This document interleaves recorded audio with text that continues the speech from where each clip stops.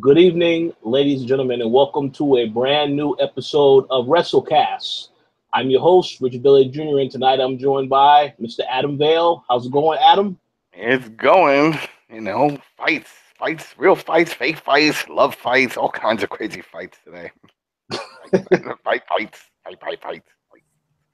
Yes, plenty of fights today, as you Yep. said. hmm We're also joined by Miss Dana Abercrombie. How's it going, Dana? Hey everyone, everything's going good. It's good to hear.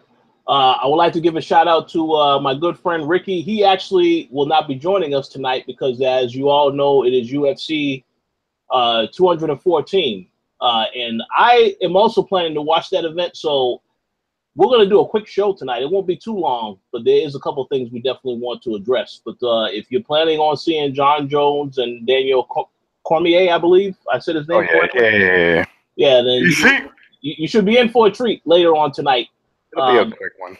It'll be a quick Yeah, fight. should be, should be. Well, I hope it ain't quick for those that pay. I know I will not Nobody, be. no. When you pay, yeah, you want it to go the distance, but man, Yeah, I don't know. I think DC's just gonna gas out. I think that's what it. I think we talked about it before the show. I just think he's gonna try to wrestle him because that's his thing. And John Jones he's a wrestler, but he knows how to do stand up and he knows how to sprawl. So if those long legs and long arms, not gonna happen. that's true. You're right. Well, we'll see what happens. But as I said, we got a couple of quick topics we wanted to get into. So the last show we did was our prediction show for WWE Battleground. So I wanted to ask the both of you, what were your thoughts on the show? And if there was any matches that you liked or disliked about the whole event. So Adam, you can go first. Well, remember, Dana, you probably remember. I joked that Kali would probably jump in as like that. They'll probably throw in some weird gimmick like that. And sure enough, this dude shows up.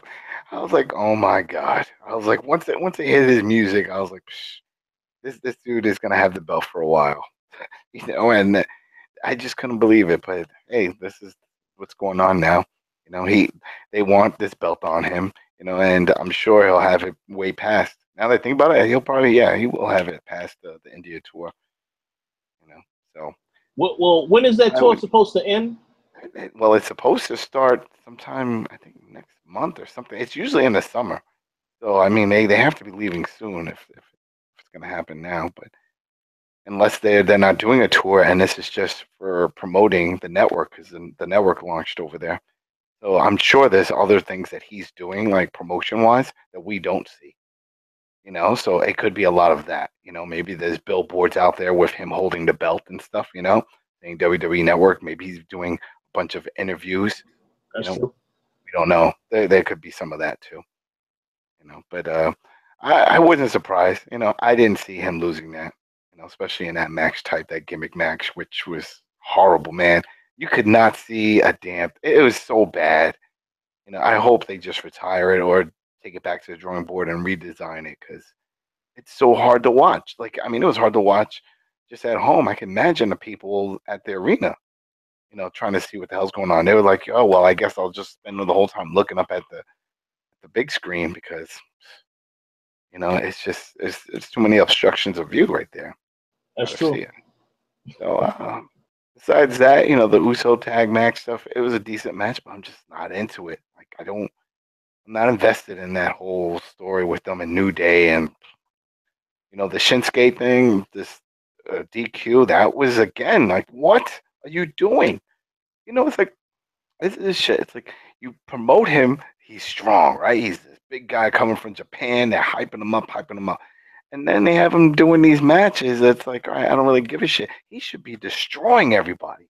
You know what I mean? He should be coming in, kicking ass, and just moving himself up. Then that way everybody will know. But no, he's having these stupid matches and then low blows. And yeah, that upset me. The AJ thing and then losing the belt, but then the next day, on Tuesday, winning it back. Then what was the point? What's going on here? I don't. I guess that's another thing I don't like. I don't like the flip flopping of titles because then it doesn't bring any credibility to it. It's like the whole point is that you are the badass that can hold the belt and you deserve it, and this is why you can hold it. You know what I mean? You're gonna prove it. Losing it, winning it, losing it. It's not the. It's like the hardcore title all over again. the hardcore title. That should have changed hands 3 or 4 times in one show. And now all the belts are like that. Besides one with Brock, and that's just because Brock don't have that in his schedule. I'm sure if Brock was full time, he wouldn't have had that belt. You know what I mean? That belt would have been dropped a while ago. Oh yeah, definitely. Absolutely.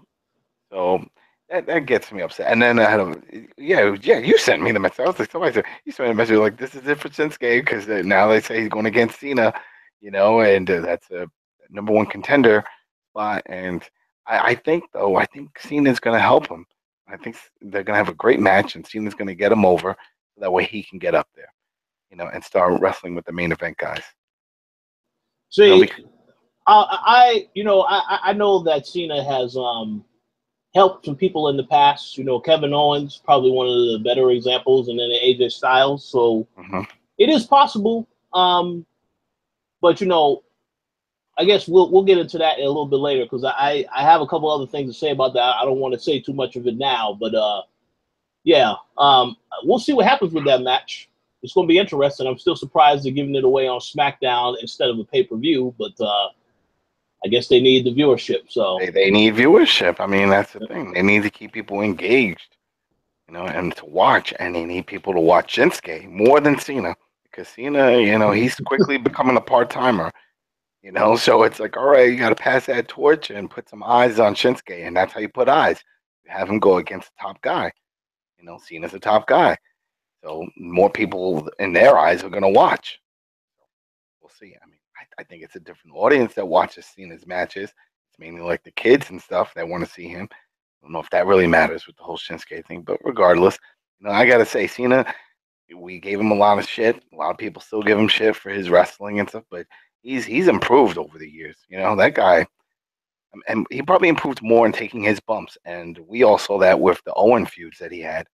I mean, he was taking some crazy bumps off the top turnbuckle. I was surprised that he did, but that's why he proved himself. And who knows? Maybe that'll happen with Roman, and Roman will get better. But the thing is, it's Roman on the mic and his smirks that makes him a prick, and that's why we don't like him. You know what I mean? Shit, he could be doing double moonsaults like Ricochet, and I still get pissed every time he get on the mic. And, I'm the big dog, and I'm like, oh damn, I just want to pee in your face. I just don't like you. Put a mask on him or something. Do something like that. That's true. You're right. That's it. And what I mean? It's just some people that's just, I don't know. It'll just rub you the wrong way. And I think I'm not the only one because a lot of people that they just don't like his attitude. And it comes off very genuine that's him, and that means he's a prick. And it's like, oh, you're that asshole that I would not want to be friends with. So how the hell am I going to support you in your WWE career and push you up to the top, when I just can't stand whenever you open up your mouth. Can't. So, and then people are like, oh, well, everybody liked him when he was in, the shit. Yeah, he didn't talk. And they only tagged him in when they needed him to finish off these guys with his spear and a Superman punch. But when that's all you're doing, then it's whack. So that's true. Those were his finisher moves. And now it's like he'll do like 5 or 10 of those throughout the match. That's it. What about you, Dana? You like the show? I had the greatest time reading my book during that entire show. I mean, I knocked off a good book and a half, so it was very productive for me. Oh gosh, it was so bad, and like I'm used to shows just being bad, but it was just that felt like it was the worst so far in like a good year that we had. And that whole Punjabi match thing, I didn't understand I was confused by basically it was just illogical. There were 4 doors, but you can only go through one door at a time. And then I just didn't understand if Jinder's supposed to be this great mighty force, why the heck was Great Khali there? And I know that it was all, for India. That's the only thing literally that was missing was a big old banner draped around the whole cage. It just said for India. But that was just, it was so bad. And the thing with Cena's gotten to the point where I actually look forward to seeing him because he kind of injects that life that seems to be missing if you take him away from the roster, because everything's so boring and stale for me. So I didn't like anything, to be honest. I think the best match probably would have to go to I did like the Fashion Files. That whole thing was funny. That wasn't really I mean, yeah, no, there was no best. Oh, that's hard. Ouch. That hurts. There was just worse to meh. Yeah. So it was just meh. Go ahead. So, I pretty much agree that with both of you, the show definitely feels as though it was, I would have to say, one of the worst SmackDown pay-per-views so far this year. Absolutely. One thing, probably 2 years. Well, yeah. If I'll tell you this much, if they went back to just strictly pay-per-views, right, and those shows were not on the network, nobody would have bought that shit. You know what I mean? That would have been one of their lowest selling pay-per-views. Now, let me ask a question now, because I did know that there was an issue with the attendance. It was an area, and people started getting discounts, deeper discounts on the tickets that were available. Do you think that it was a lack of people going to the show because of the fact that Jinder Mahal is the champion, or do you just think it's because everything is bad now? I think everything else on that card, there was nothing that stood out. It was nothing that I would wanted to see, that I would actually go and pay my money and then drive there, get gas, food, spend a t-shirt on. There's nothing. It wasn't even worth the experience. Yeah. Like, I mean, even when they showed off the new structure, and it's like, damn, this is hard to see. I'm sure a lot of people that were like, all right, should I get tickets? I mean, I could go to that. Oh, no, I'm not going to sit and look through that shit. Nope, forget it. You know what I mean? And it's just, there was no standouts. There was nothing interesting on that card. There's nothing that said, wow, I want to watch this match. It just didn't work. So it happens. It's sad, but it happens. Yeah, well, I guess they're just buying time as they get ready for SummerSlam. And obviously, I expect that to be a far, far better show. But one thing I will say is, I do have to give the New Day and Usos credit, because I thought that match was okay. That was probably the only match that was watchable. After that, no. I wasn't happy with how they treated Nakamura also, because just that DQ finish. But of course, he got his win the following night. Yeah. But, I did not like how they treated that. And then that's the other thing that pisses me off. It's like, sometimes it's whenever they feel like it. It's like, oh, they get an instant rematch, right? It's like, okay. And then other times, nope, you're down the list. Who comes up with that? Where is the official? You know what? Make an official site, a page on the WWE.com site that shows in real time. Somebody loses, what exactly happens? You know what I mean? Because it's annoying that sometimes people don't get their rematch, and then other times they do. I mean, think Owen still hasn't gotten his rematch from when he lost that title. Remember? That's correct. So it's like, what's the hell? I don't get it. It's obviously it's off a story, so it just upsets me, because you're telling basically people that, well, we noticed nobody watched this, so we're just gonna do it again on SmackDown, and that's it. We'll just do these matches again, and But that's not even an excuse anymore, because they used to do that all the time. I remember the Hardy Boys at the TLC match back in SummerSlam. And then the next day, they had the same match again. Oh, man. I remember that, some of those. Yeah, I remember that. To me, it was just, these wrestlers, no offense, no one seems to have any type of spark. Aside from the New Day. So you're not injecting any type of magic into your matches. Everything seems to be phoned in. So I don't want to see you a second time. Yeah, but, because I don't have a problem. You want to repeat the match, fine. They've been doing that for history. Then do it, but have some type of life. Make me care. Yeah, change it up. Do something. Absolutely. One thing I will say real quick, because Adam brought it up about yes, they do stuff whenever they feel like it. There was a perfect example of that on SmackDown, because we had the whole thing where John Cena You know, he came out and he was talking about that he wanted a shot.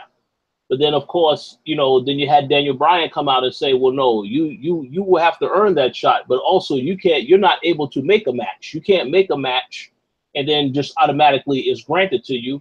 Yet later on in that evening, after Kevin Owens lost his match, he said, I'm invoking my rematch clause next week on SmackDown. So he made that match, even though they said earlier in the show the superstars can't make a match. So very inconsistent with the messaging. The whole thing, yeah. Yeah, so yeah, all of it just isn't. I don't know. It's their writing. They need to come up with something else. They need to rework or try to keep some kind of structure going because it's all over the place when it comes to especially rematches and clauses. And, you know, it's like, no, you can't. Why not? I know. I just say you can.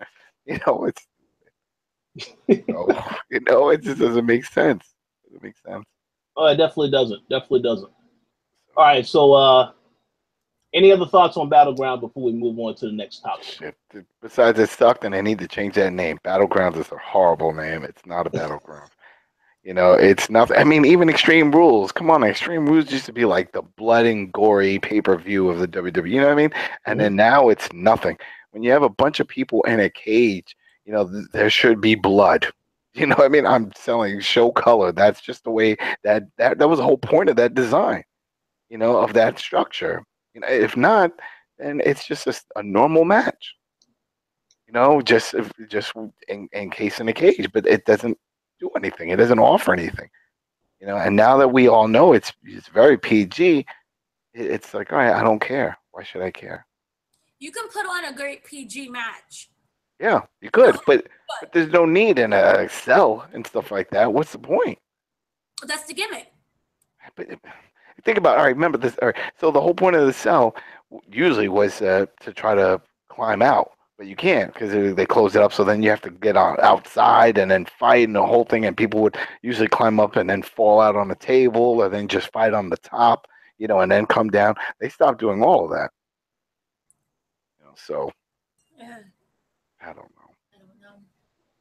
Yeah, well, I don't know either, but we'll see what happens. You know, the hope is that SummerSlam will be a better show. We'll talk about that in the future once we know what the card is. We'll have a predictions podcast on that as well. But yeah, it definitely can't be any worse than this show. But don't jinx it. Don't say that.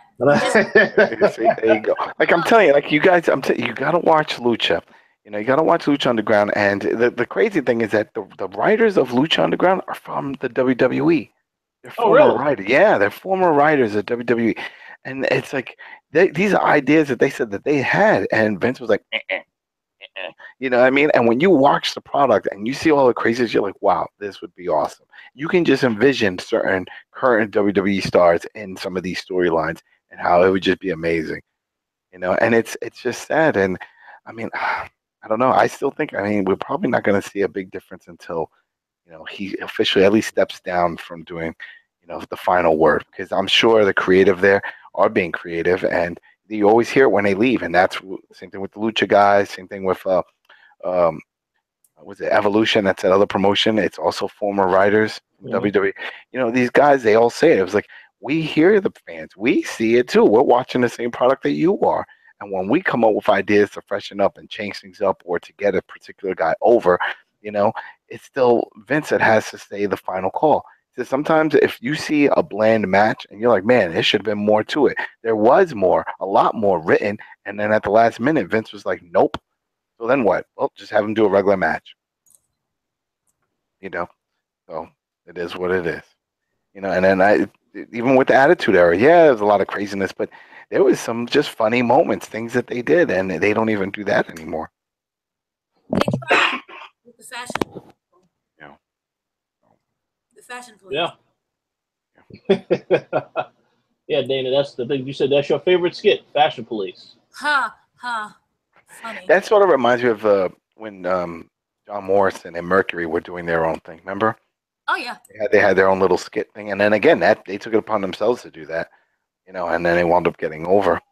Well, then put a Southpaw wrestling skit in there. Yeah. That's what they need to do, or at least expand on that show and bring it back for another season. I think even that was just the That was wrestlers. better than WWE itself. Yeah, and that was just wrestlers just doing their own thing, also. You know, so yeah, I could easily see that as being its own show on the network.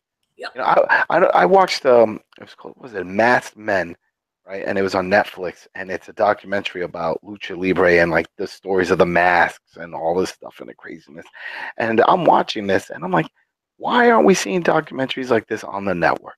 You know what I mean? It's like, why is the network not going in depth on just history of those type of things? We still haven't seen a history of pro wrestling. You know what I mean? Why can't they make a documentary of the history of pro wrestling? I think you know why that is, because Vince McMahon says it's sports entertainment. So he does not want anyone to call it pro wrestling, and he does not want to show that type of stuff on the network. Then he needs to change WrestleMania to Sports Entertainment Mania, you know, because people know it as wrestling. Yeah. You know, so. No, you're absolutely correct. So many issues with WWE. Yeah, it all comes from his direction. He has to be the one to be held accountable because he's the one in charge. So. And it's sad because I see a lot of foreign people like, oh, I hope this guy goes to WWE. I hope this guy. I hope that guy. I hope none of them right now, because it would just drag them down. Like, I mean, death sentence, on an automatic death sentence. Yeah, it's like you're just killing whatever buzz or hype that you created out there in the world. You know, just to show up here and get lost in the shuffle. You know what I mean? It's like it's scary. You know, when you have a lot of big names and they don't know what to do with these names. You know, but you have all this TV time. You know, there's plenty of things you can do. You know, and that's why it's like I gotta say, I'm sure that the writers are aware of this and they have ideas, but it always comes down to Vince. You know, Vince likes his big guys. You know, and that's why we're seeing Big Cass get this push. You know, we're seeing Braun and doing all this stuff and looking strong. So we've seen this type of shit before. You know, when Big Show arrived, Paul White, when he was doing his thing. You know what I mean? Whenever big dudes show up, they get top billing, you know, and then we have to go through that whole big man, little man thing. And it's like, we want more in-depth stories, and they have characters, they have wrestlers that can provide that. You know, we don't need to keep focusing on, oh, he's big. He like that. What was it? It was a few months back, but when Finn Balor was out and Roman Reigns came out and he said, all right, little man. And it's just that statement. Just that statement. Again, it's like you're pointing out something, you know what I mean, that doesn't need to be addressed. You know, it's like telling somebody, well, you're going bald. You know what I mean? What does that have to do with anything? Why are you telling somebody that shit? You know what I mean? It's like nobody's looking at the sizing. Respect the man for what he has done and what he's been doing. You know what I mean? Don't plant that seed in people's minds. Well, yeah, he is kind of small. Yeah, you know what I mean? Because then you're undermining him, and you're in some ways hurting his character. Don't do it. Don't say it. And I know that wasn't off the top of his head. I'm sure that was scripted for him to say. You know, and it's horrible because then you're just saying, oh well, you're telling the WWE universe, and you're also telling the guys in the back, if you don't look like Roman or Braun, you're never going to get to the top. And if you do, you're going to get to the top just a job to these type of big dudes. It's sad. Yeah, well, you're right. You're right. I did want to say real quick, you know, I did see a couple people that were in the chat that made some very good points because they're actually in this discussion as well. We did get a comment from Grim Vault Streaming saying that New Japan Wrestling is way better than WWE. I still haven't really seen much of that. New Japan, because they're all about the wrestling. I mean, they have storylines with the Bullet Club and all of that going on, but it's the wrestling. These matches, they're putting on some 20, 30-minute matches. It's art. I mean? It's pure art. You're not watching wrestling. You're watching literally a dance. Mm-hmm. Yeah, they're going all out. In communication and chemistry that they have. And it's not wrestling at all. It's not sports entertainment. It's not wrestling. It's just on its whole another level where they're artists and they're allowed to be artistic. That's how I view it. Agreed. And one other question I do want to ask real quick, then we'll move on to the next topic, is we did have another person comment. I hope I get the name correct. Min Mataro 718. He had asked the question in this chat, who is the main babyface on Raw right now? And I said, well, I guess Vince wants you to believe that it's Roman Reigns. But then he made the point that, yes, Braun gets a bigger reaction. So that's a question for y'all. Who do y'all think the true babyface is on Raw right now? Well, Braun is the anti-hero, you know, and remember, the reason why Braun started getting the big cheers and stuff was because he was kicking Roman's ass, you know, and everybody hates Roman. So it's like, oh, you hate this dude too? We're going to cheer for you. You know what I mean? So, yeah, then in that respect, yeah, he would be the baby. But, I mean, the true baby faces are not top billers. You know, Finn Balor, not top biller. You know, which were Rollins, you know, not top billing. You know, it's a lot of people go back and forth on Ambrose, but he gets a pretty big pop every time he comes out. You know, but he's not top billing. You know, hell, they're putting him in a tag match now. Now they're just dropping them down to the bottom. You know, and it's just, again, it's because it's all about the big men. Big men have to be a top. It upset me that time when everyone's in the ring and Roman comes out and when Joe is there and Brock. Yeah. Roman, you have no business, and I'm the big dog. What the hell? You come up with a slogan, and now that makes you boss. That means every time, regardless if he loses a title match or not, we have to just assume he's always going to be involved. He is the big dog. You know what I mean? It's like it's pissing me off, and that's the other thing. Is like we've gone through this with Cena. You know, I miss Cena when he was Thugonomics. I loved it when he used to throw the bag of peanuts, hold these nuts. Oh, I loved it.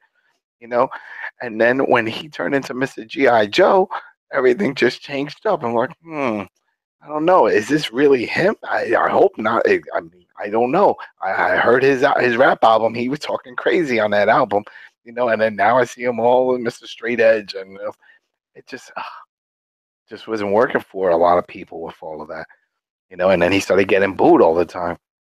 And then just things change. But I think we've gone through that for so long with Cena. And then now that we see it happening with Roman, a lot of us are like, yo, no, not again. Not again. Don't do it again. You know, please, you know. I mean, but again, it's just Vince doesn't like to listen to people, you know. He feels it's his way because it is his world, you know, and we're just watching it. These are his toys, you know, his action figures, and this is what he's putting together, and this is for us, and it's like a take it or leave it type of thing. You know, and since he feels that there is no competition out there, since he destroyed WCW, yep, and that's it. Because if you remember before, they were having that whole thing: get out your app, vote for the matches that you want to see. Remember? They're like, oh yeah, what do you want to see? What do you want to do? It's like they at one point they actually seemed like they cared. You know, now it's like, nope, you're gonna get the same old shit. You know, we're gonna do this, and that's it. You know, 205, all those guys, I feel sorry for them. Because again, a lot of nothing is being done with them. And then I watched the last episode. These are still talented. They're doing over the top shit. I still get amazed when I see the Spanish Fly. You ever see that Spanish Fly move? One guy runs and he grabs them, and then they both flip. But it's like one guy has to flip forward, the other guy has to flip backward. It's fucking amazing, especially when they're running at each other, and then they do that. It's just I love that move, you know.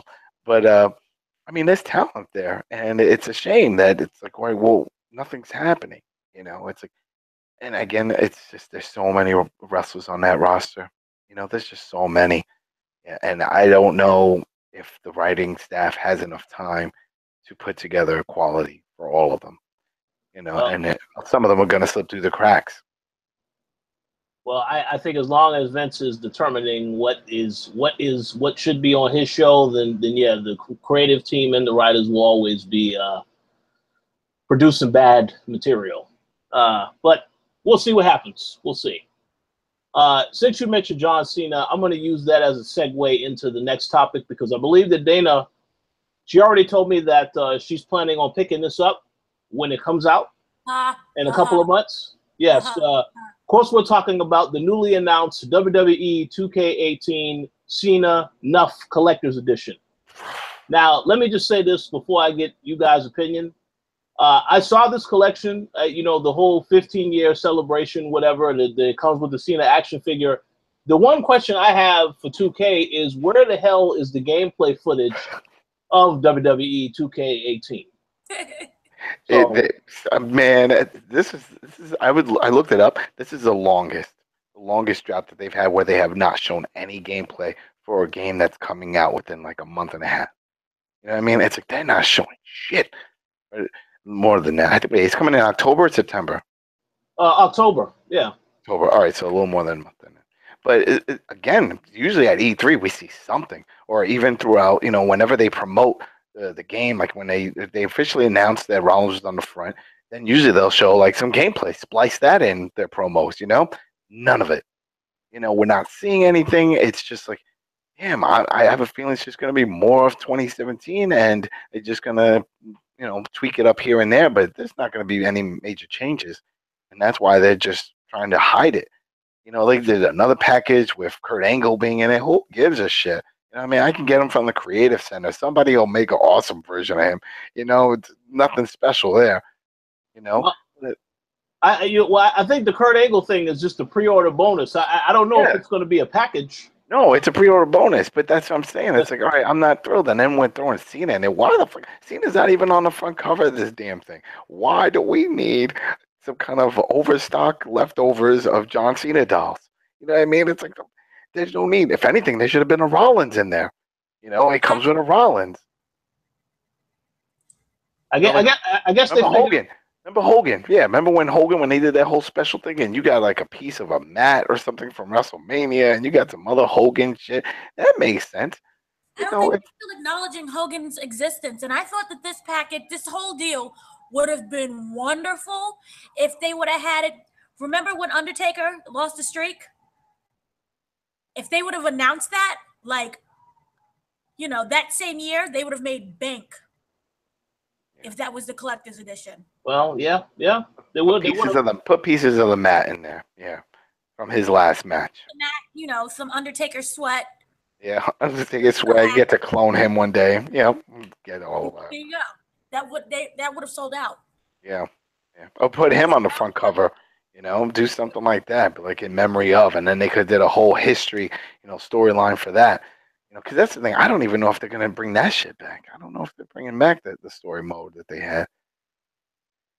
Well, I mean, they could always bring it. I guess that there will be the plan for next year, the WWE 2K19. No. See, but that's the other thing too. They haven't even talked about shit that's gonna be in this. They just keep saying, "Oh yeah, it'll be great. Everything's gonna be fun. You're gonna like all these new features." What new features? What are you doing? What new match types? Because more of the same. Because lately, what we've been seeing for the past few years, they take shit out, then they put it back in, and they make it seem like that's new. Oh, we brought it back, popular demand. Nobody told you to take the shit out in the first place. Why'd you do it? We ran out of space on the disc, or some bullshit excuse. It's like no. You know what I mean? So it's just we want like the backstage stuff. I was not thrilled by that. I was like, okay, backstage, whoopee damn do. Don't care. Didn't care before, don't care now. What I did like was fighting in the crowd. That was always a thing. I enjoyed that. But again, that should not be a big feature. That should just be standard. That should be like me grabbing a weapon underneath the ring. Yeah. It's just there. It's if I can smash through the barriers, because that was a thing in it before. If I can smash the barriers, and then when we get up, we should still be able to fight back there. But no, they would have you just like push right back in, to the area. So I don't know. I don't know what they're gonna do. But obviously they don't know because they haven't shown shit. And this. We get that Nintendo Switch. Get that Nintendo Switch. That's that's gonna see now. That's the thing that could hurt Nintendo altogether. Just horrible ports, horrible half-ass ports. Because there's a lot of parents that did go out and buy the Switch for their kids. Pay the $400, $500 bundles. Make their kid happy. And then when they're like, all right, I'm gonna get you. You like that wrestling? Don't worry, the wrestling game's coming for the Switch. You're gonna have fun. When they come home from school, they're like, yo, Daddy, you let me down. You let me down, Daddy. They don't have all those modes. Bobby in my 5th grade class, he has all those modes. I don't have those modes on my Switch. And then they're gonna realize like, oh shit. This is a half-ass version, and they didn't even rename it. Name it half-ass version 2K18. Don't name it the same shit, and don't have everything in it, And then we're seeing that with FIFA. We're seeing that with a bunch of other games, but that's a whole other topic. Fucking Switch.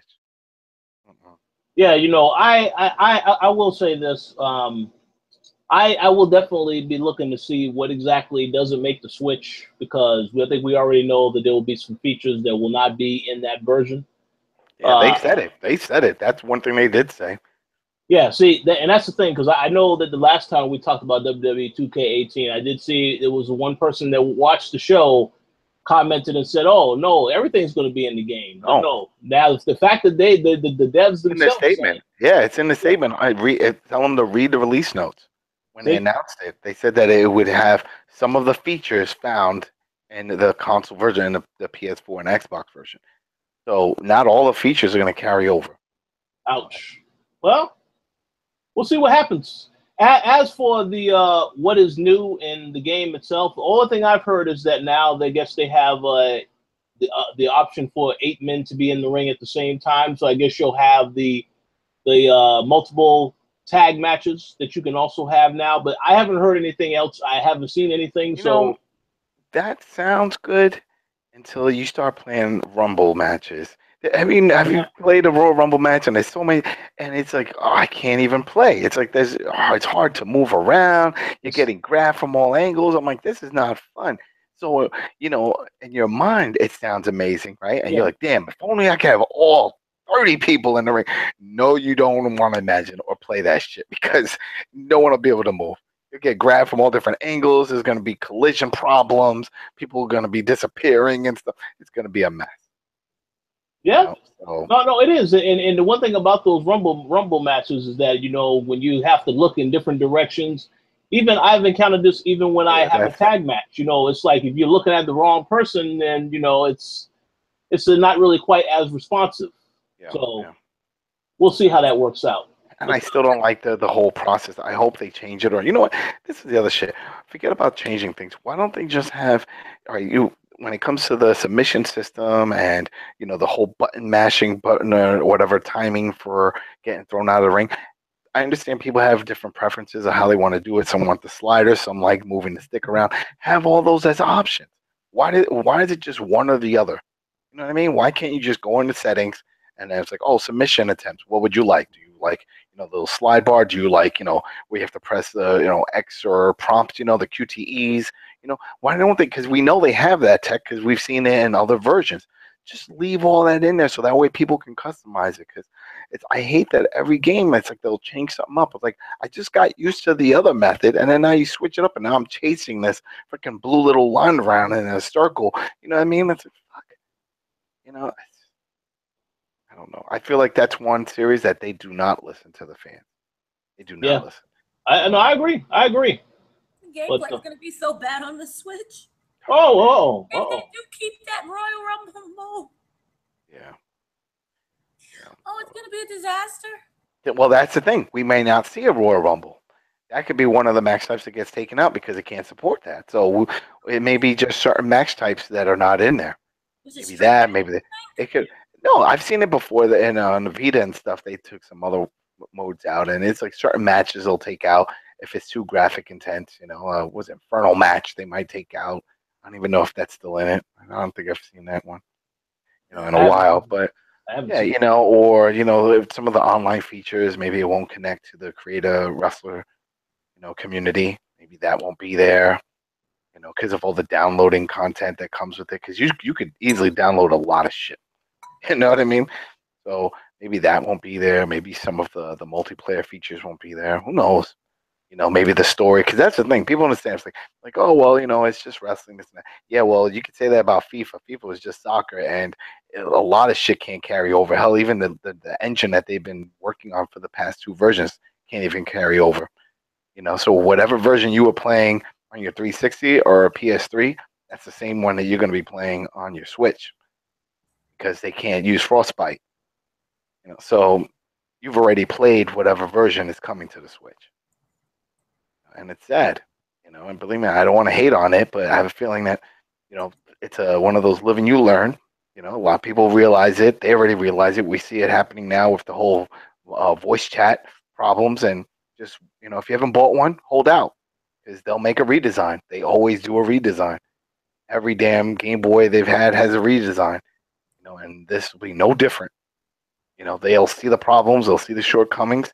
Now they know that there's a market for it. They're selling a shitload of them. People are buying them. So they'll be like, you know what? Let's make another one. We'll spoof it up. We'll add a little more power. That way you can correctly port some of these games over. And then for those right now listening or watching, like, no, they're not going to. They did it with the 3DS. Remember, the new 3DS came out. It had the extra nub, and he said it had extra power to support Super NES emulations, remember, for the virtual console. So they've done it before. They'll do that shit again. And 3DS had a large install base, which is why they did it. And the Switch, well, we just found out 5 million units or whatever it is they sold. They're going to do it. They're going to do it, especially if a lot of these third-party games start coming all missing features and half-assed and stuff. And that's one thing they need. They need third-party support. You need third-party support to survive. Bottom line. I mean, look at Xbox. Xbox is surviving right now on fucking third-party support. Yeah, that's right. You're right about that. If they had no if every third-party game showed up on the Xbox missing features, like fucking games showing up on the Switch, done. Pack that shit up, sell it on eBay. That's it. It's a wrap. So that's it. And I forgot what we were talking about. What were we talking about? We talk about that Cena collection, WWE 2K18. I think Dana wanted to say something on that. Dana, you said you're picking that up, right? You already pre-ordered. Yeah, I pre-ordered it, and gave them that $60 sale that they so desperately need. How much are they charging for that? It's probably over 100, right? I think it's $129.99. There you go. That's a wrong price. God. Probably. That's a horrible price. Oh man. But it doesn't, like I just said, I don't care about it. Yeah, I mean, I think your idea of the Cena, the Undertaker collection would have been that would have made more sense. But I guess if you want to have something where he announces his retirement. Yeah. That for that particular thing, because then now when Cena retires now, or is it going to be another collection, or are they just going to say, well, forget that? $149.99. So what? $149.99.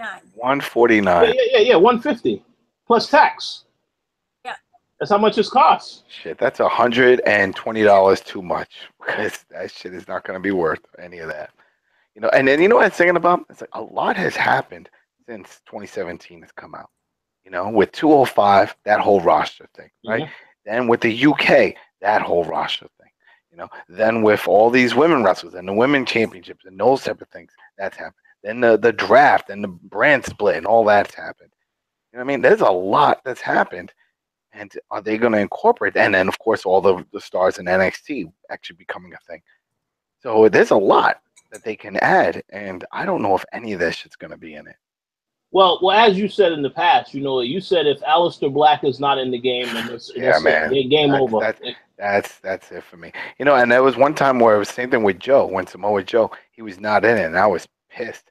But they announced that he was coming as DLC. Yep. But he did come in DLC.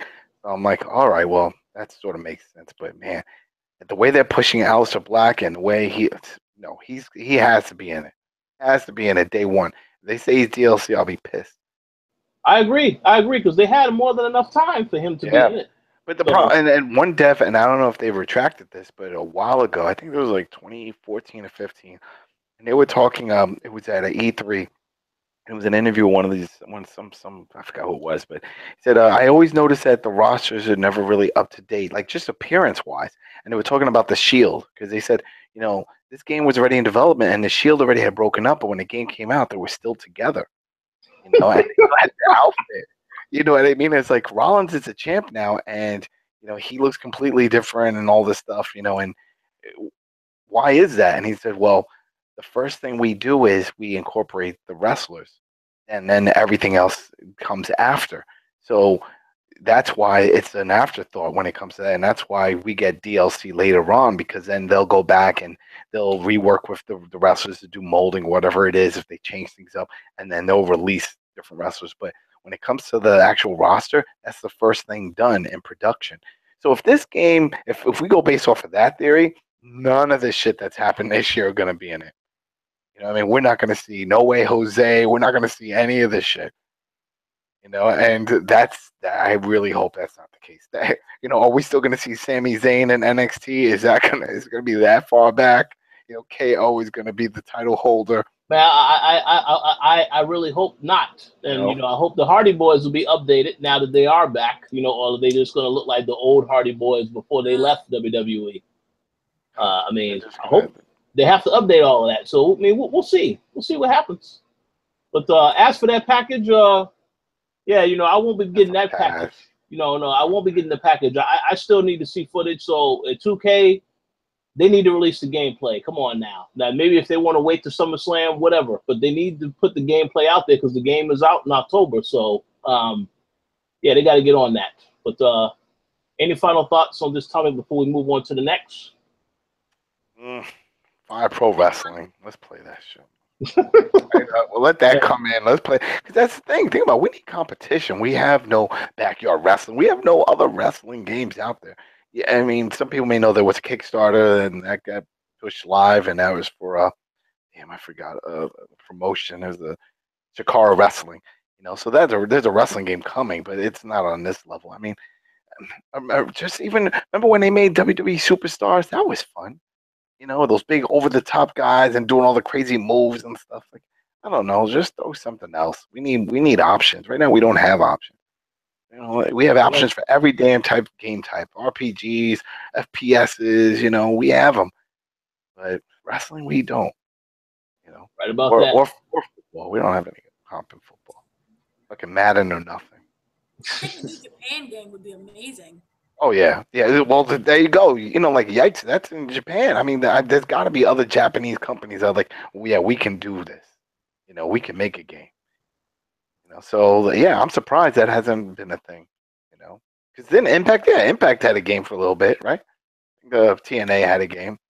I remember. Yeah, TNA. Don't make fun of. They're like those roaches that will never die. Damn, They're good.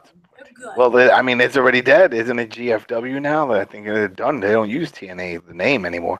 Well, no, they don't use their name anymore, and I know that they lost a deal recently, so they're still holding on though.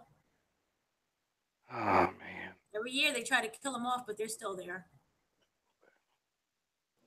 Yeah, we'll see what happens. This what happened to Fire Pro Wrestling World? Is that still out? The game? The Fire Pro, that's still out. It's on PC right now, right? It's on PC. It's early access. It's on PC. It's $20. But the community's striving. It's like, damn, man, it's gotta be over like 5,000-6,000 creative wrestlers on there now. But it's coming to console, but only to PS4, and there's no date on it yet. Yeah, it should be sometime this year, for sure. I just don't know when. Yeah, no one knows when. So that's right now. That's the only other game, only other wrestling game that'll be coming out. So. Well, doesn't Tekken 7 have a Japan Pro Wrestling collaboration? I didn't hear about this. Yeah, I didn't hear that. I don't know. Yeah, I think. Uh-oh. You better double check that information. Yeah, no, they have that. Definitely need this. No, they actually have that. See? Have to look into that. That's we'll have to check that out. But let's interesting. We'll have to look into that and get into that the next time. But let's get into the next topic. Dana, you had mentioned to me before we started recording that there was some more WWE Network shows that were canceled. So please enlighten us as to what shows were canceled now. Okay, so we already know about Talking Smack, and now they're doing some weird skit on Tout. So it's like it's canceled, but Daniel Bryan has this weird campaign where they're still filming on Tout. So that's going on. They just announced the cancellation of Edge and Christian show, the Totally Reeks of Awesomeness. That totally sucked. That was like a waste. What sucks about that is that they found out they're canceled as they're filming in the middle of season 2. So that sucks even more. So is season 2 still going to air, or they're like, nah, fuck it, we don't need No, the whole thing's scrapped. There we go. So then on top of that, they canceled shows that were supposed to air that they didn't announce yet. So R-Truth had a game show. They canceled that. They canceled some WWE specials as well. So they're just canceling everything across the board. So I would like to ask a question now. How much of this is related to the budget cuts, or is this all because? No, this is all related to the budget cuts. Okay. And then remember that they are trying to do a deal where they're going to bring back Saturday Night Wrestling. So if they bring back Saturday Night Wrestling, and that proves to be successful, is it possible that any of these other shows can return, or are they gone indefinitely? No, that's why they were canceled. Okay. The thing is that they canceled all these shows and the pyrotechnics to fund Saturday Night Wrestling. So what is Saturday Night Wrestling going to be? Just basically more wrestling. What's going to be a house show? House shows? No, it's like what? Yeah, because that's one thing I will say is, the WWE schedule is pretty ridiculous. I'm surprised there hasn't been more injuries this year. I remember one year there was so many injuries to so many people, and the impact, we all felt that impact at WrestleMania, where you see half the people wasn't there. So that schedule takes a lot out of the wrestlers. So if you said that Saturday night wrestling show is actually going to be a house show, that's a crazy schedule. I don't know. And this all. But they said that it's going to be between the spring or the fall of 2018 is when we'll know everything. So next year, pretty much. Yeah, basically next year. So that's why they're cutting basically everyone's show. Everything is canceled. They're going to have to put something else on there. Like, remember, for a while, this was a few months back, they were looking to actively buy that catalogs. Remember we talked about with the Ring of Honor and, PWG and a few other, and even Shakara. So they're looking to put more content on there. But if they're cutting these shows, and they have to have a fallback, you know what I mean? And I can't believe they're just putting all this pressure on the wrestlers to do another series of shows. There's got to be something else coming. I remember they kept saying that they were going to bring in the whole point of doing the WWE Network with the movies, the WWE movies, films, was because they were going to start airing these movies on their network. And they don't show any of these damn movies on the network. I don't see any John Cena's, the Marine movies on there. I don't see the horror movies that Kane did. None of these movies are on there, and I don't know why. They should be on there. It's your film, your network. Fucking start airing it. You're right. I can't imagine that they're like, oh, we can't do that because they're selling gangbusters, on Amazon, and rentals and stuff. No, nobody's buying this shit. Nobody's renting. Just put it on there so it's just someone to watch. There's something to watch on the network. You have all these movies. And and to piggyback off of that, I have another question too, just in terms of the content. So now I know that they also have some DVDs that are not on the network, like the Kevin Owens documentary that just came out. So why isn't stuff like that on the network? Because I was thinking they could have had that, some of it, and then the physical version could have more content or more matches or something to it. It's a nickel and dime shit. That's what they used to do. Remember they showed previews of the DVD of the content? Yeah, so I remember that. With Ultimate Warrior. They had that with Randy Savage. Yeah, Savage one was and that would have made more sense. I wanted to go out and buy that after seeing that. But now they just don't promote it at all, except for their own, those little commercials that they have within the network. Yeah. Yeah, that's I don't know who's made that decision, but yeah, I do. I do remember the previews. They had the preview. I did see the Ultimate Warrior one, and that was really good. That definitely made me feel like I needed to get it. Although I must admit, I never did buy it. So. And I think it would have been better if they offered a discount for those who had subscribed to the network to go out and then buy the DVD. See? Offer a 15 or 10% discount. Because usually it's reversed though. It's like you'll buy the Blu-ray or whatever, and inside there'll be a code. To get either way. Version, But what they're doing, I don't understand. And I think they're also going to probably cancel Camp WWE. Well, as someone who Yeah, 205 might get canceled before that one because 205 is not even being watched. I mean, according to their 205, list. 205 is 205 should it needs to be overhauled. I don't know. Do they still change the ropes, or have they decided that also was expensive? They do the ropes.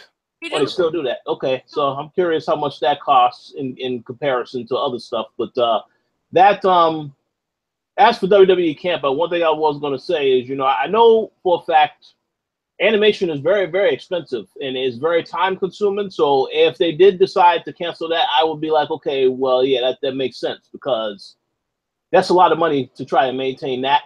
But in fact, what about those Scooby-Doo movies they do? Why can't they put that on the network?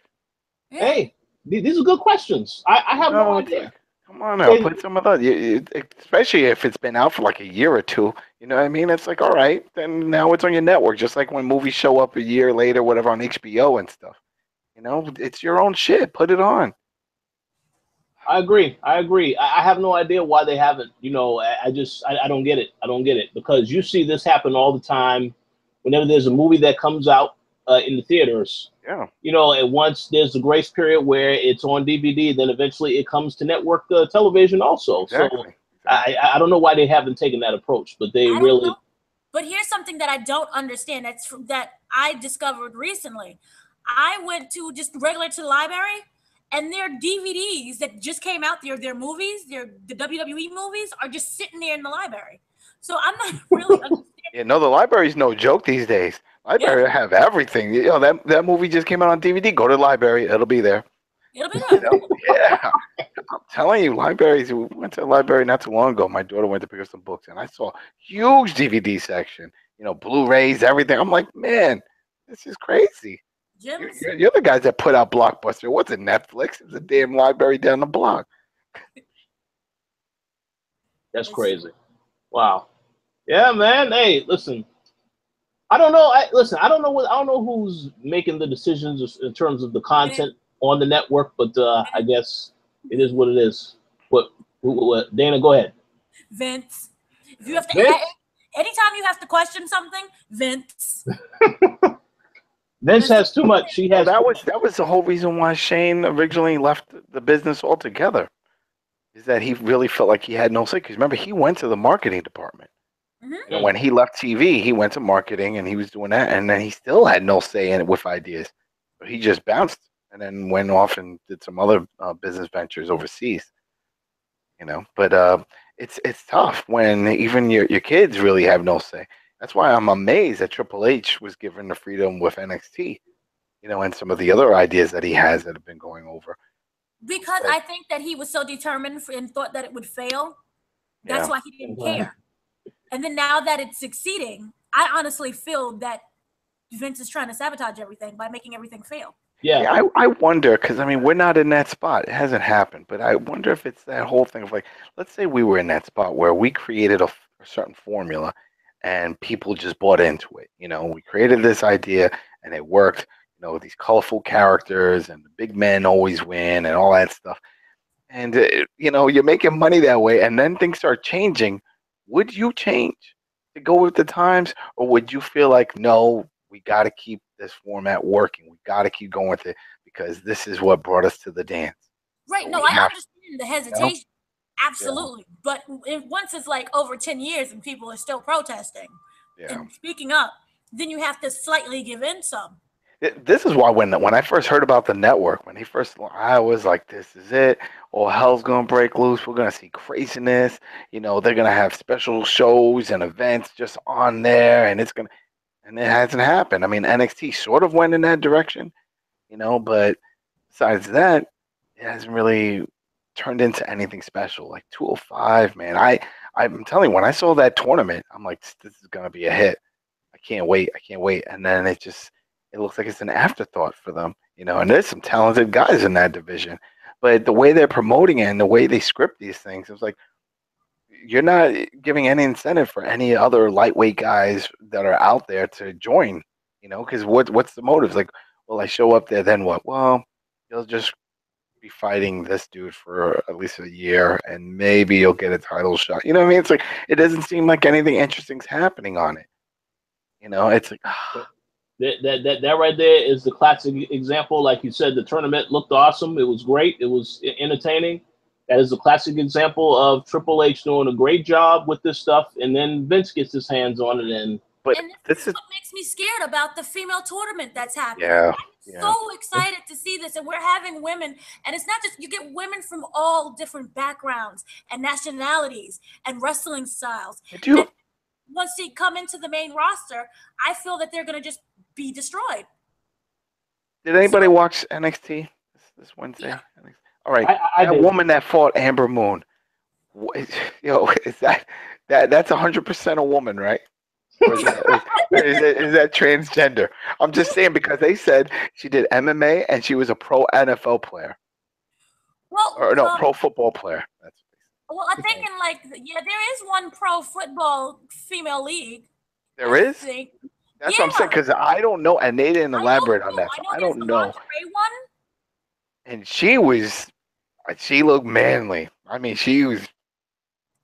Rich, you gotta go watch this chick. I mean, I was like, I'm not sure about this. This don't look fair. I mean, but you'll see some of that tonight in UFC. You know. Well, Cyborg. Yeah, Cyborg looks like a man. Yeah, Cyborg's scary looking. Cyborg. Yeah. That's a man.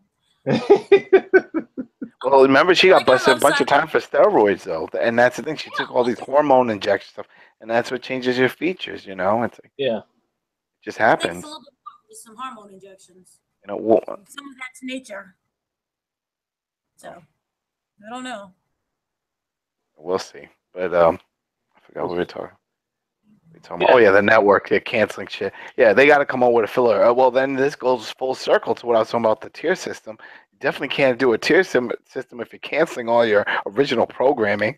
You know what I mean? Tier system. Do you want the additional programming with the shows? What's the programming? Oh shit, my bad. We canceled that. But do you still want that tier system? Because we're gonna have something. We guarantee it's going to be like video games with season passes. What's in the season pass? Don't worry. It's going to be hot. You're going to love it. Just give us an extra $50. Don't worry. It's coming. You're going to love it.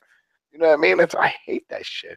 You know, and we see a lot of companies actually getting rid of the season pass system. So I guess that structure is not working, that scheme. But, yeah, I don't know. I guess, maybe they're not going to do the tier system. I mean, if you're canceling all this stuff. But they got to, man. I don't know. I really don't know. Do this. If you want the regular network, you just get, the pay-per-views, and the one on the top tier, you get whatever shows, and we promise not to cancel. I don't know. Did you see that rumor that came out? And supposedly the WWE's thinking of going back with pay-per-views. That they're going to taking certain pay-per-views off the network, and if they do that, then they would make that into a tier system. You know, where it's like, oh, you have all the back catalog and you have the 205 NXT, all that stuff. But if you want all the pay-per-views, then you have to pay more under this other tier system. So one thing I will say, I didn't hear about that rumor, but I'm pretty sure that the big four will be the ones that they want people to pay for: Royal Rumble, WrestleMania, SummerSlam, and Survivor Series. But you know what? It's like a double-edged sword for them because on the other hand, whenever subscriptions go up, they go up around WrestleMania time.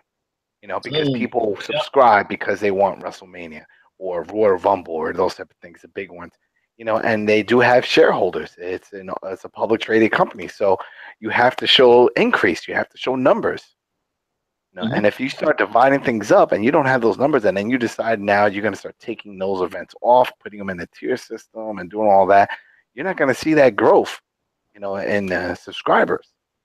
They're not going to do it, you know, so they're going to be in a tough spot with this whole thing.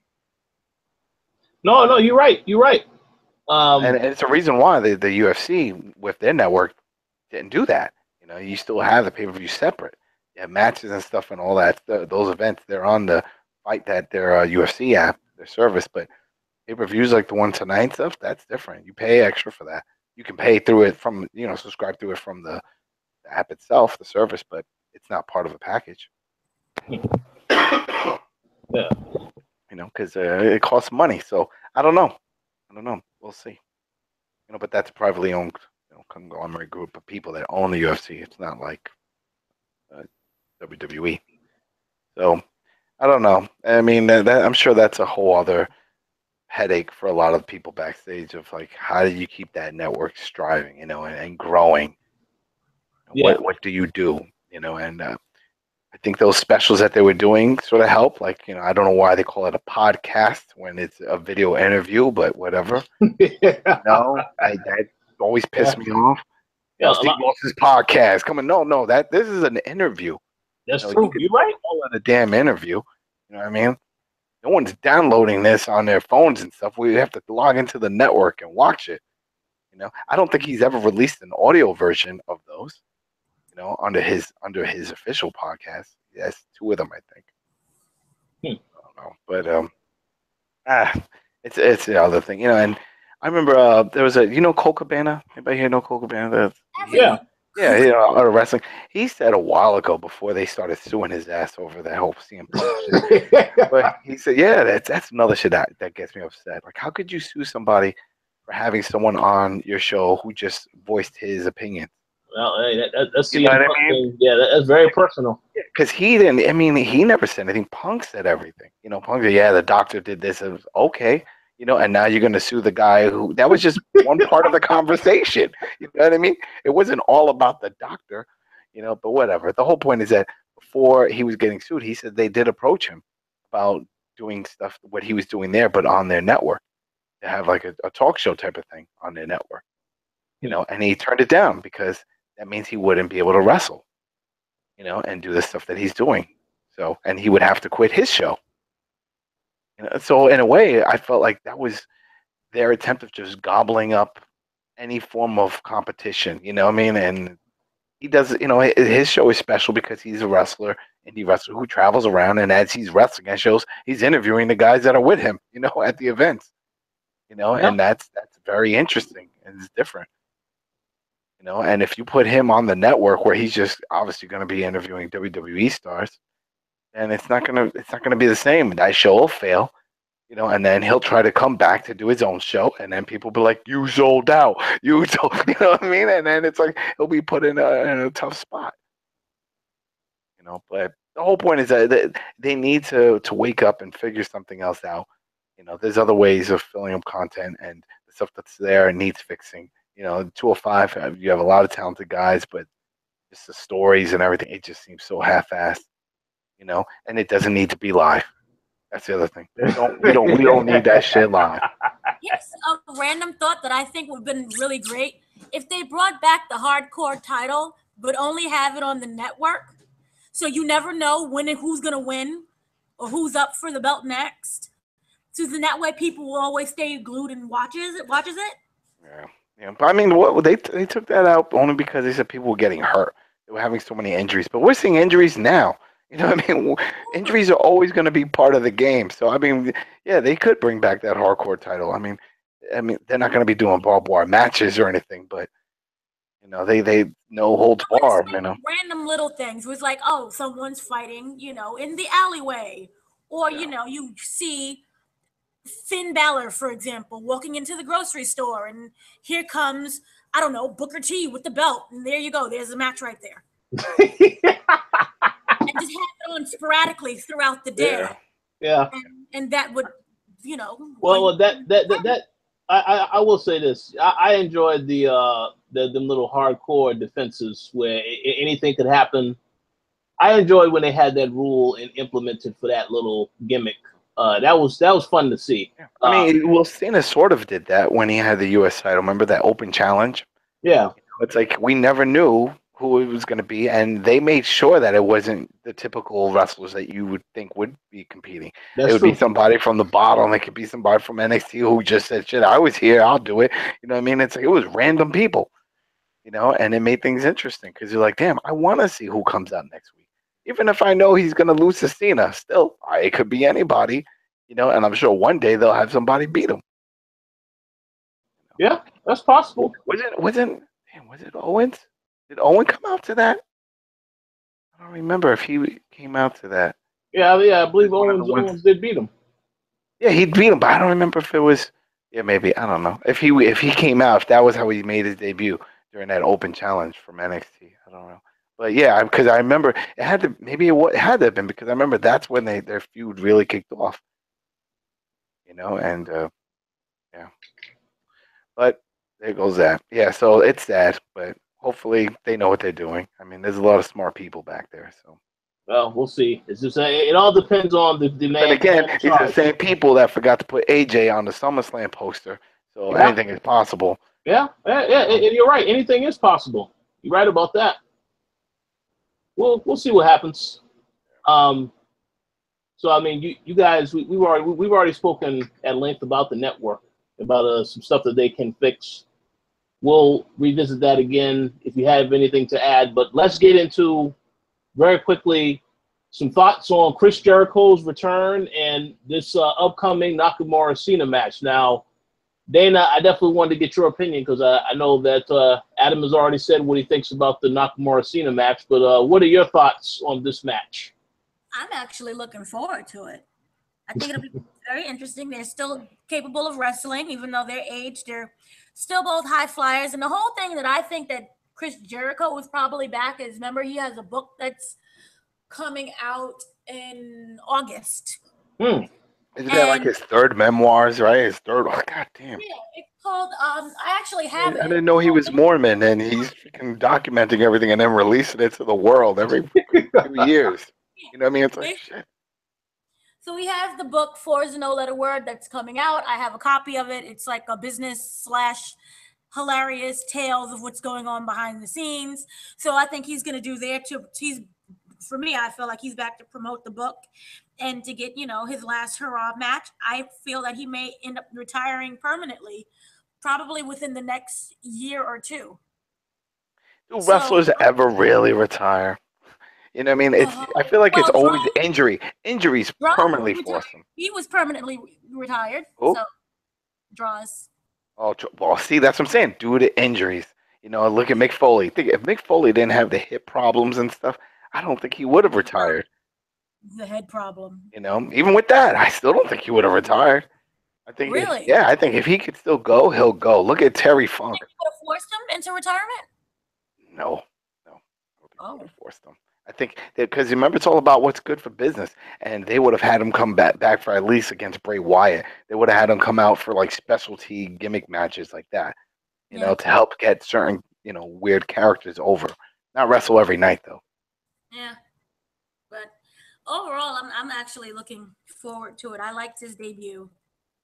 I thought it was a nice little surprise, and I wish they could have had it during. So you reading that book? Yeah. Okay, so does he talk about how he finds time to do all this fucking shit of the podcast, the network, his family, his kids, his rock band touring around the world, showing up at Raw? You know what I mean? Where the hell does he find the time to do all this? Well, it's mostly based on if you're passionate about something, then you'll figure it out. Well, no, that, but also Adam, I think he told us that, he drinks a lot of coffee. This is why he kept saying, drink it in, man. He's probably drinking a lot of coffee. I get it, but it's like you could drink it in, but I mean, something's being impacted. You know what I mean? And it's got. I bet you it's his family. You know what I mean? Because everything else that he's doing is outside, going to WWE events outside. Your family's not traveling with you to all these events. Traveling around with Fozzy to Europe and doing all those things and those shows. They're not coming with you. I don't think he. Yeah, I think the podcast he does sort of like the way. What you call it? The other guy does his the Art of Wrestling. I just said it. Cole Cabana. I think he does those when he's at events. Because most of the time he'll interview them from the back. So I guess that's how he's pulling that together. But then he has his own network. Part of that the podcast one. He has Conan and a few other people on. So I mean, he still has to manage that unless he has somebody else doing that. So I don't know. I feel like he's doing a lot. It's great that he's doing it. He's keeping himself busy, and he's writing a damn book.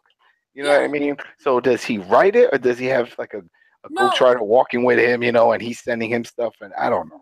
No, from how it's written, it's actually him. He uses first person. He talks a lot about Vince McMahon. And I think the very important thing is that he mentions, remember how back in the day, there used to be the open door policy with him and Vince or with any other of the superstars, and they would go and air their grievances and have conversations. Vince has basically shut that down. So unless you're already on very good terms, like say if you're a Roman Reigns, then you'll have that open door policy. But say, if, for example, you're Finn Balor, then that wouldn't be possible for you to do at all. What, you said Finn Balor? Just, throwing it out there. Yeah, basically. And even they were saying that there were ideas that Chris Jericho had that because Vince didn't have that openness, they were automatically shot down. Like he would just not pay any attention to you or just walk away. I believe that. I need to check out that new book that's coming out. I definitely admire Jericho.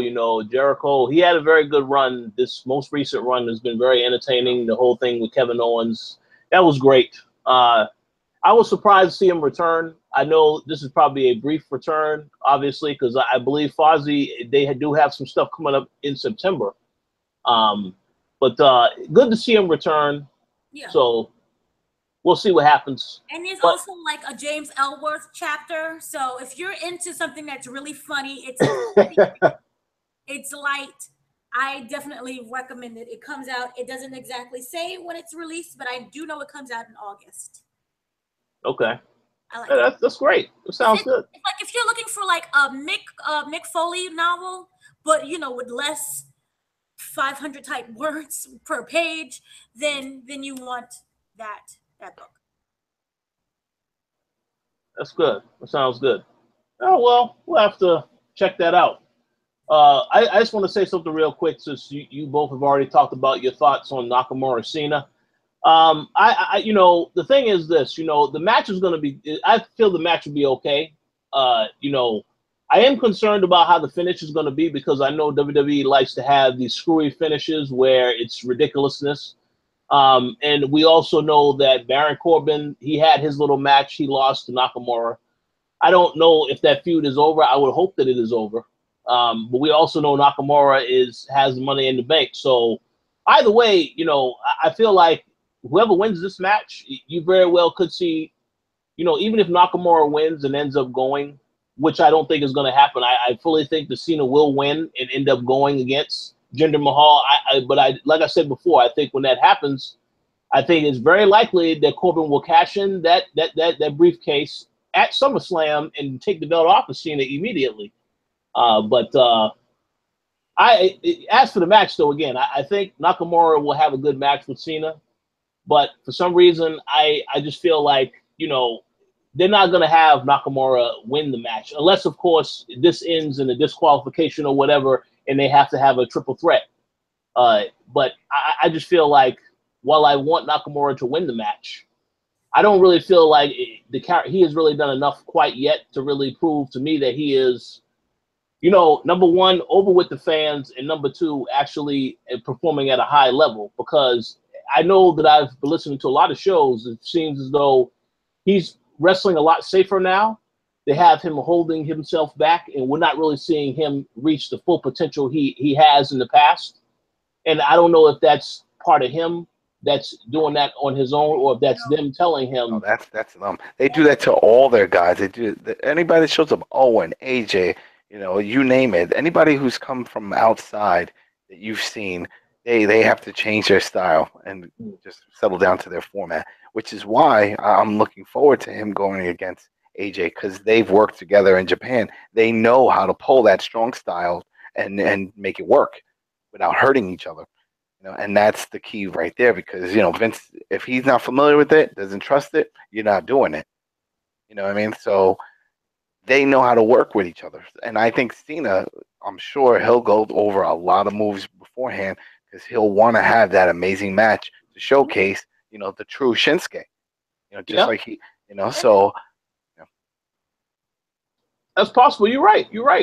Yeah, and this is why I'm actually looking forward to it. Yeah. Because they know how to communicate. This is not exactly like a Brock Lesnar situation where you just gotta win it. Yeah, well, Brock don't give a shit. They're gonna communicate with each other, and I think their chemistry is very good. And as we've seen Cena over the years, he's improved and he's very entertaining. And Shinsuke, when he's allowed to be, he can be very entertaining as well. So for me, that's like a highlight. I look forward to that. And if there is some type of form of a triple threat match, maybe it's me. I would love to see him and Nakamura, Cena, and maybe Finn. Throw Finn in there through some weird way. Oh, I will say this, whenever they do decide to have the next shakeup, I know that the rumors of there may be a shakeup after SummerSlam. Yeah. I hope Finn Balor goes to SmackDown because on Raw, there's too many people on Raw that they have the focus on right now. Yeah. But there's people on Raw that shouldn't have been. It should have never went to Raw, like The Miz and Ambrose. They had something good going a long time ago. On SmackDown, and then to bring them over and have them do the same shit and to keep going with it still to this day, it's tiring. I'm just so tired of that. I don't know why. It's got to be a numbers thing. It has to be that maybe when they look at the numbers when it comes to viewerships, there's a spike whenever The Miz comes on and Ambrose feud. So maybe this is what they want to see. We're just going to keep doing it. It's what Vince wants to see. Yeah, and then maybe that's what Vince wants to see. It's that, and it's that again. This mentality that Raw is the flagship show. SmackDown. We saw that was improving when they decided to make it live. So now we're going to make it the B show again by taking people off the show. They stopped talking about the ratings. Remember when they used to say the competing of which one was winning in the ratings? Oh yeah. And I guess the only thing I could assume is that SmackDown started winning, and they were like, "Oh shit, we can't say that." All right, shake up time. You know what I mean? And now they never talk about it. Yeah. They just killed that whole thing. Making it seem like they were feuding against each other. Well, remember, we might get 2 shakeups. We're getting the whole NXT situation, and then maybe the SmackDown situation. So we'll see. Well, NXT needs it needs a lot more. So that's fine for NXT. But as for the next, we'll see. We'll see about this other shakeup because I feel like Raw, they have all the stars on Raw. I mean, you got Joe on there, you got Braun, you got, of course, Reigns. It's everybody's favorite, apparently. I mean, all of the stars are on Raw. And then you have AJ Styles, Kevin Owens, Sammy, and a few others on SmackDown, which is great, but it just feels like it's of a lesser quality because you have AJ competing for a title that is beneath him. He should be going after the world title. You have Jinder Mahal as the world champion. It's just a lot of stuff is just off of SmackDown, but it's the land of opportunity. So, I guess they had to try a few different things. Not only that, with that whole Jinder and Randy, it feels like it's in its own bubble. Like no one else talks about it. You know what I mean? Yeah. It's like no one says, well, I should have a title shot or I should be. It's like, yep. Let them do that thing. You know what I mean? It's as if it doesn't, it's a separate thing. It's a separate event, and I don't get that. But. I don't either. But wait, you was going to say something else. I hope I didn't cut anybody off. No. Well, that's it. We'll see. I mean, I'm sure it'll be a good match. Shinsuke and him, and hopefully it works out and Shinsuke goes over and he gets up there. And you know what? I don't think they've ever done it, but I think they should have. How come they never put the Money in the Bank briefcase on the line in a match? How come that's never been a thing? Where it's like, damn, if only we had another reason to get this guy in that match. Oh, I get it. We'll have you put your Money in the Bank briefcase up in a match like you do a title, and then you'll lose it. Because it's just a contract. You know what I mean? So I could have sworn that was done before in the past, but it probably not. I mean, I keep thinking that I feel like it has, but I don't remember anyone else besides the winner of the Money in the Bank cashing in. Yeah, and there's always the cash in with the ridiculous. Well, somebody got the beat down, so now I'm gonna cash in. I still think the best was when Roman won. And they had the confetti and the balloons, and he's celebrating, and there was people booing him and stuff. And then Rollins comes out and just kicked his ass and won the belt. That was the best swerve right there, and got the title. Oh yeah, you talking about back at WrestleMania? Yeah, that was the best. Yeah, that WrestleMania. I mean, that was huge. I remember I was traveling when that went down, but I went online. Everybody was just like, yes, they got the right guy won. because they didn't want to see Reigns win that. But that was good. Yeah, just don't want it. There's just so many other quality wrestlers in that and on that show that deserve it. That it could actually boost it up and put on interesting matches and storylines and stuff. That's Whatever. true. That's true. All right, so I know we have already discussed WWE Network. Did you guys have any final thoughts on the network first? Bring back the shows. More original content. Stop canceling everything.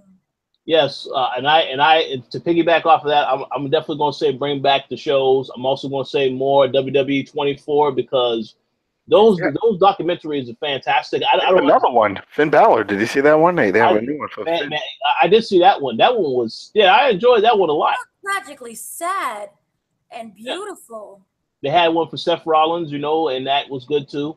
But yeah, the Finn Balor one was fantastic. I mean, I don't understand, and then of course they also have the WWE 24s they do for WrestleMania, but they do it always a year later after the event has already taken place. So I don't understand what's going on with that type of stuff. But when they do that type of stuff, it's normally good. I don't understand why they don't do more of it, but they definitely need to do more of the original content.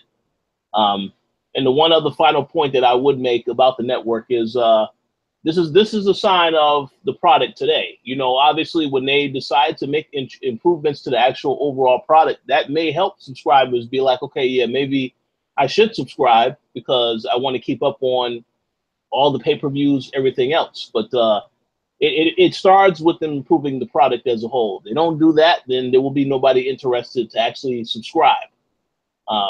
So they got a lot of work to do with all of that. But so lastly, if there's anything else that you guys want to bring up that I didn't mention as on the topics list that you wanted to maybe mention briefly, feel free to do so now. No, I mean, we'll just have to wait and see what happens after SummerSlam. Because remember, SummerSlam has always been their shake-up type period. Like they have, of course, WrestleMania. After WrestleMania, things change. After Royal Rumble, and then after SummerSlam. So SummerSlam now is the big one. The same thing goes with NXT Brooklyn. So if that happens there, I think we'll see Bobby Roode drop the title. I can see him coming up. He might be that extra shot in the arm for SmackDown. Maybe that'll work. I could see a few other people coming up. And I think they need to start introducing the possibility of a few people going down to NXT. Some people need to go back down and make some changes. And it's not a far-fetched idea. Tyson Kidd did that. And maybe he shouldn't have because that led to the whole thing with him getting injured with Samoa Joe. But still, he went back down. Cesaro did that for a little bit too.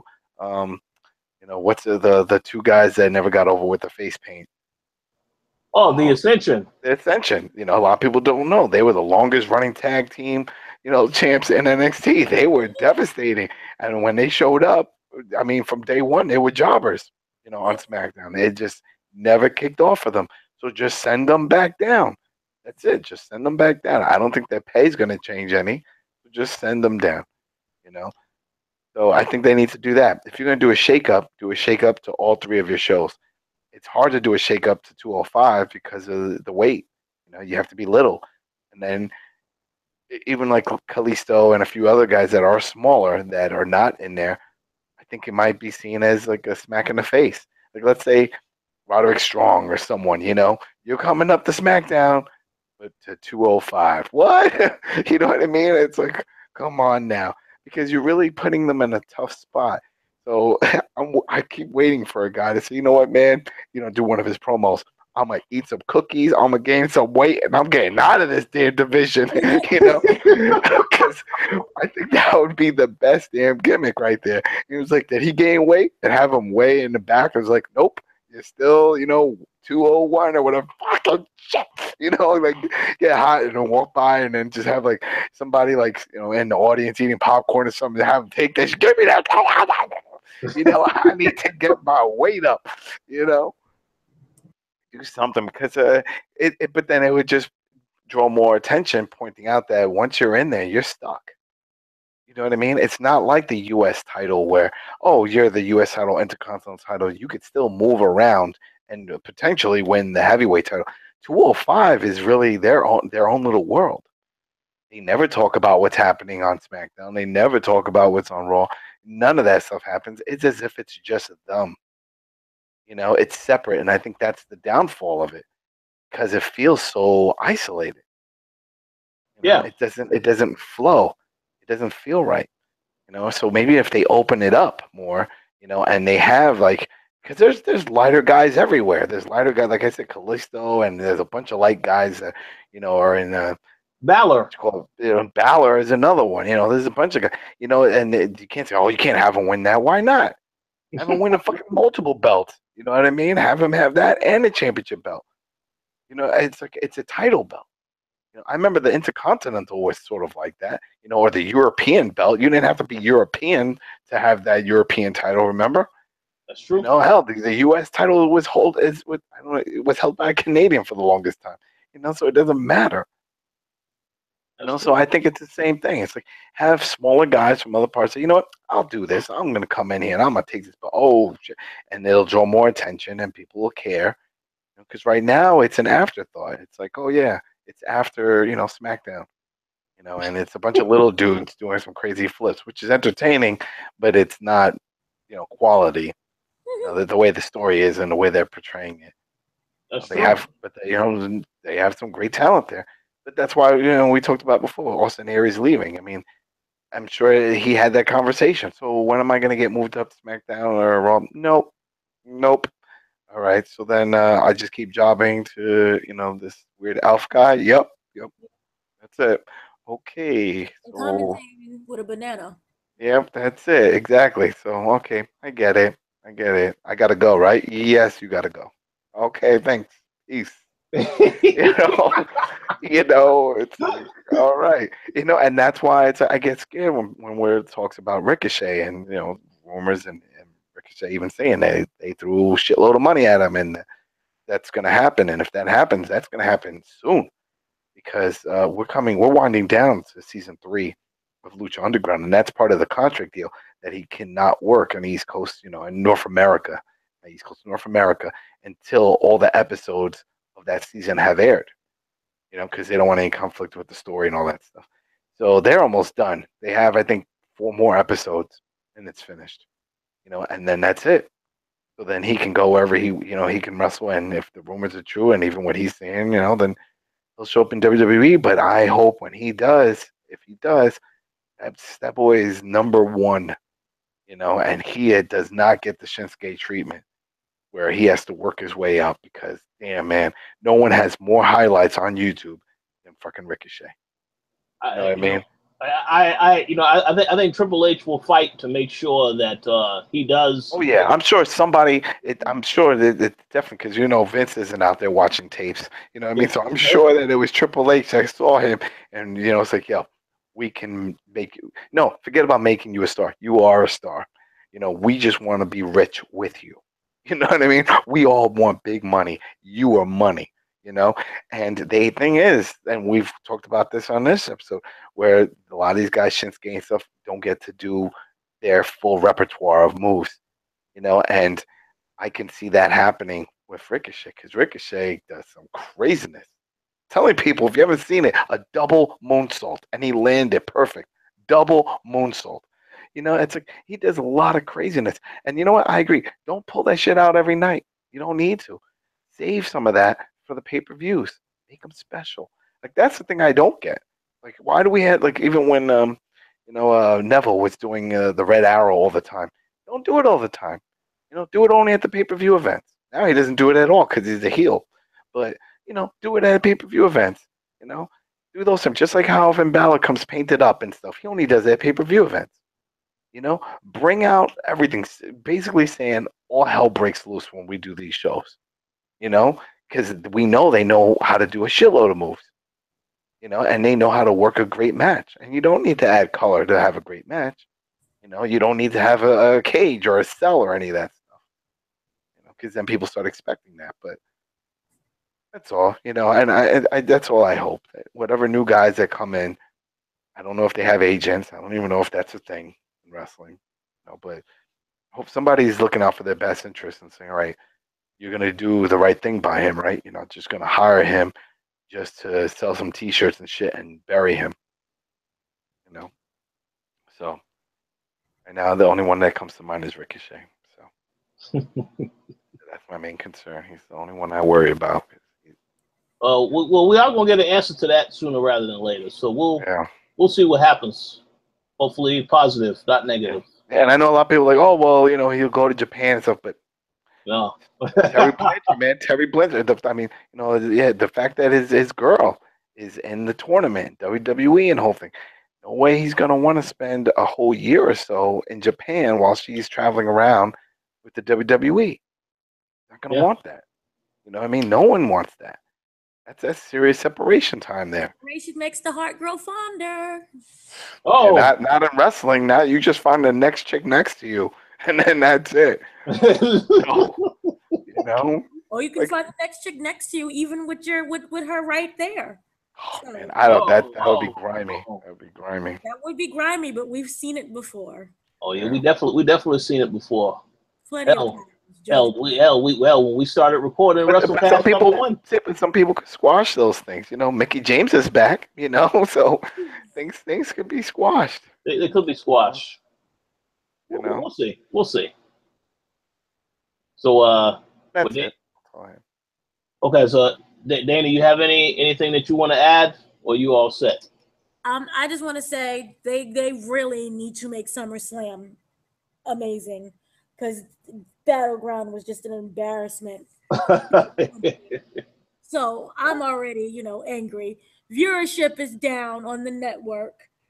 The subs are down. So SummerSlam, they have to pull out the stops. I want Finn Balor's smile to return. I want great matches. I want people like falling from the ceiling but living.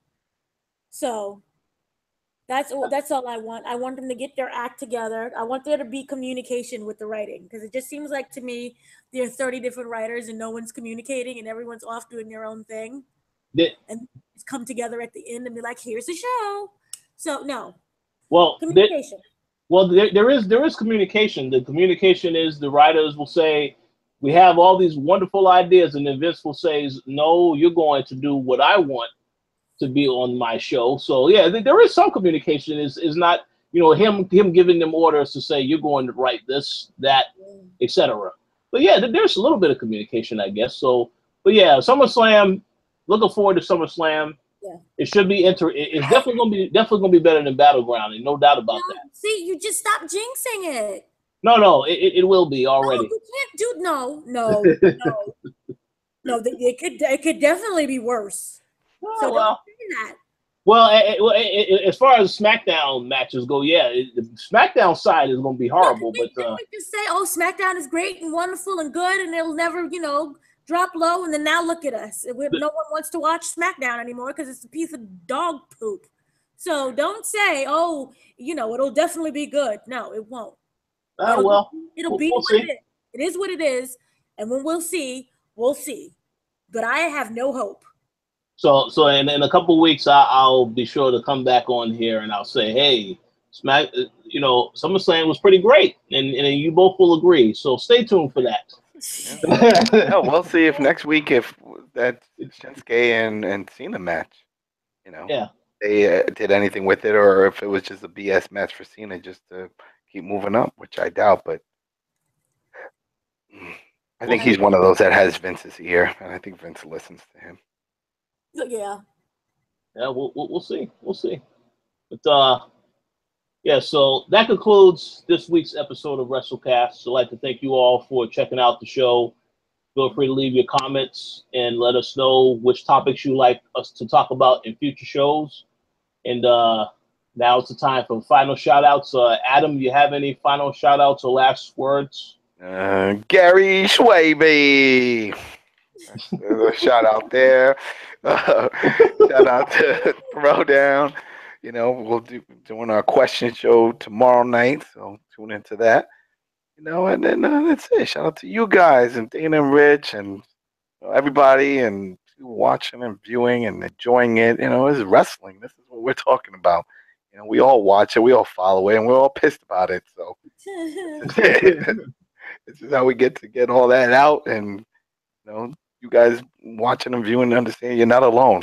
You know, we're all in the same boat watching this shit. Absolutely. Absolutely. How about you, Dana? Any shout outs or final words? Happy birthday to Scott Steiner.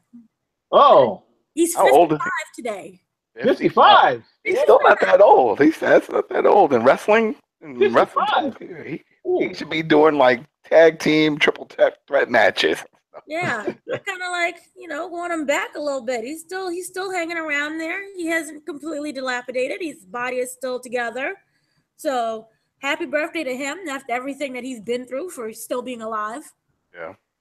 Yeah. And shout out to all of the viewers and everyone who listens and sees your face every single week. So yay to them. Yep. Sounds good. Yes. And right, and then go out there, and if you're watching this UFC fight, I'm calling it. John Jones wins, and that's it. It's going to be through the same method, and then Cormier announced that he's going to retire and become a full-time commentator. Yeah, and after John Jones wins, he will challenge Brock Lesnar, who will be at that's the ringside. thing. And if you see Brock in the audience, that's pretty much a done deal that he's with the UFC again. Oh, he's Yeah. Well, that's the thing, though. Even if he is, he has a 6-month suspension. He still has to wait for the rest of that to ride out. So whatever match he has isn't happening anytime soon. It's not going to be like that Mark Hunt thing where it's just like, 2 months notice or some shit. You know, it's going to be way down in the future, and it's going to have to be against a big opponent. You know, so yeah, I'm sure if John Jones makes quick work of Cormier, you know, and they'll be like, all right, well, maybe we can do this. And he'll find out if he sees Brock in the audience and Brock stands up and like, yeah, I guess we're doing this, because big money signs come up and then you see like money dollar bills start falling down, like, here comes the money, you know, here comes the money. You know, that song starts playing, you know, because that would be big money, because everybody wants to see somebody beat the shit out of Brock, and I think Jones would be the guy to do it. Yeah, well, somebody needs to beat up Brock. And well, here's the thing: he's fighting Samoa Joe today. Actually, he probably already fought him. So he might lose the belt. Who knows? Oh, that's the thing. That's the other thing. If he loses the belt, then he's definitely leaving to go train and do that whole thing for you. I think that is a foregone conclusion that he will lose that belt at SummerSlam. That's going to happen, and it's going to happen to your favorite wrestler, Roman Reigns. The big and the reason why I see that also is because the fact that it is a triple threat. Because then it's like, oh, well, he doesn't have to get pinned. He'll still be strong. Oh, wait a second. Oh, wait, hold on. It's not a triple threat. It's a four-way. Yeah, or it's a four-way. So, all right, so it's a four-way. All right, so either way, then it's not a one-on-one match. You know, they'll just beat the shit out of him like they did last time when he was in one of these matches, remember? Threw him through the table and threw everything on top of him, try to bury him, you know, and then they go and do their thing. You know, and I could see something like that happening. That's how you win the belt off of him without actually beating him. Absolutely. Well, and that's it. That's true. He might drop though tonight. We'll see. No, he ain't dropping tonight. There ain't no way. They're gonna save that for SummerSlam. Well, no, remember whatchamaface lost to AJ. Yeah, but that wasn't that just for that was just for Madison Square Garden to get some little publicity on that. The reason for that is because Styles has a DVD coming out next year, and they needed a moment where he had a victory. So that was it. That was it. That was his okay. A gimmick within a gimmick. Yeah, but Brock definitely losing that title at SummerSlam. We know that's going to happen. I don't think so. All right, there we go. We'll see. Maybe. We'll see. He won't lose, and then he won't win the belt at UFC.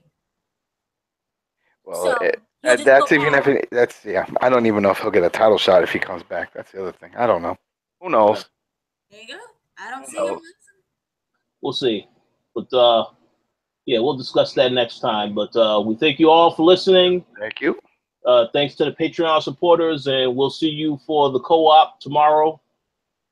It's tomorrow afternoon, so talk to you guys later.